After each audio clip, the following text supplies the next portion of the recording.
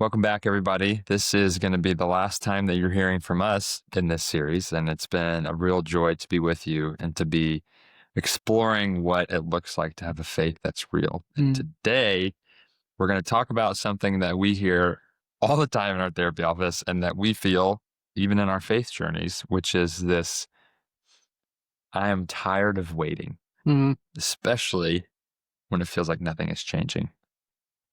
You ever feel like you've prayed, you've hoped, you've journaled, you've gone to therapy, you've had the hard conversation, yet you've talked about it, and yet you still feel like nothing is changing? I think we've all been there. Yeah. We all will continue to be there. Yeah.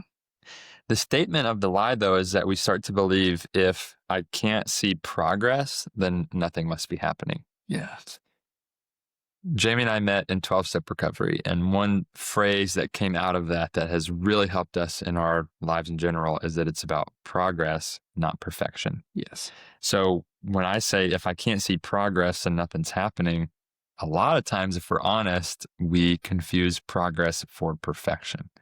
So we think that we're not making progress when actually we have this bar of perfection for ourselves, which, surprise, surprise, we're never going to reach. So then, of course, we will feel like nothing is happening, nothing's ever changing if the goal is for perfection.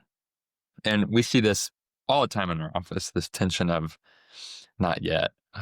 Maybe the job you're wanting hasn't come, or the relational difficulty with your friend or a family member or your spouse is not resolved, healing that hasn't happened. Maybe it's a health issue.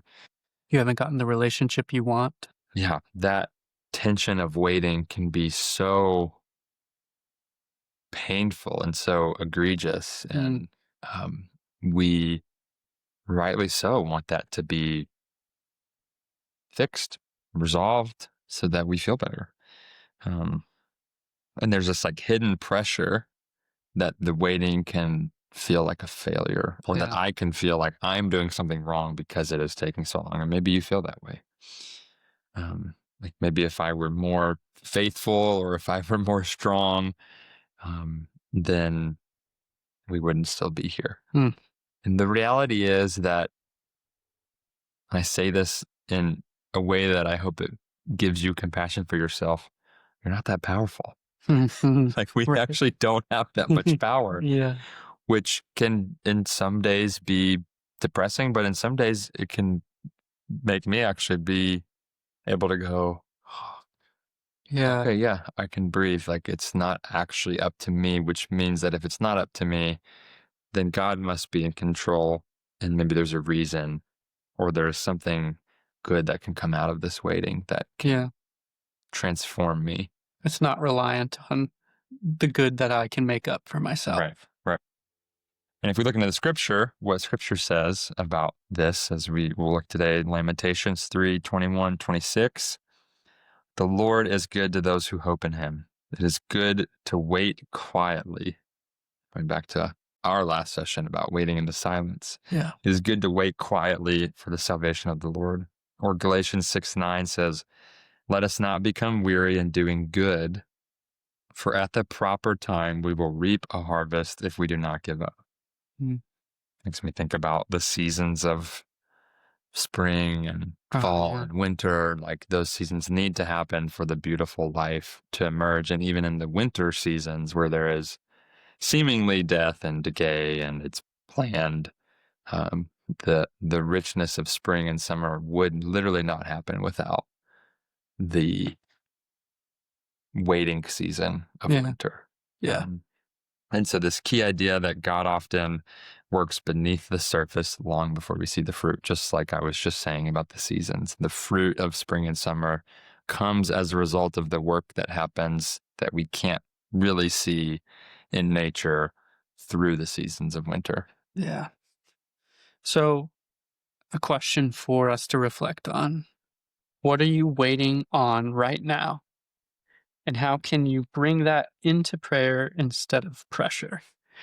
We often talk about, we have this process for kind of emotional attunement for ourselves that we wrote for our 3% community. It's pause, pray, process, express. And the pray part of that 4 steps, we like to be really clear about. We're not praying around what we're going through. We need to be careful not to, in these times of waiting and our exhaustion, we try to leapfrog our pain, our discomfort by asking God to take us around it or over it or get it in our past. Yeah. But it might be more helpful to invite God into what you are pray through it. Yeah, pray through it. Like, God, what are you speaking in this waiting? God, can you help me understand my discomfort? Waiting is not passive, it's active. You're trusting that God is doing something beneath the surface. Yeah. And that waiting and discomfort, I think, is where our story appears. But that's the trust, right? Yeah. It's like learning, and even maybe that's part of the fruit, is in inviting God into what you are feeling. Maybe you'll be revealed. What is this discomfort really about? Yeah. Yeah. So if you're tired of waiting, here's some compassion towards you. If you're tired of waiting, you're not weak. And you're not wrong, and you're not so broken that God has abandoned you. You're human. God is not disappointed in your weariness. And the challenge on the last day that we get to be with you this week, instead of trying to rush what you're waiting for, try this. Name it in prayer. Invite God into what you are going through. Invite Him into that process. And ask God for strength to wait with hope and curiosity instead of shame. And we'll always come back to, especially if you listen to any of our episodes of 3% podcast, relationship is what changes us, relationship with God and relationship with others. So talk with somebody about what it is like to be in the season of waiting that you are in. Yeah. We end every podcast with something that I think we should end this one with. Let's do it.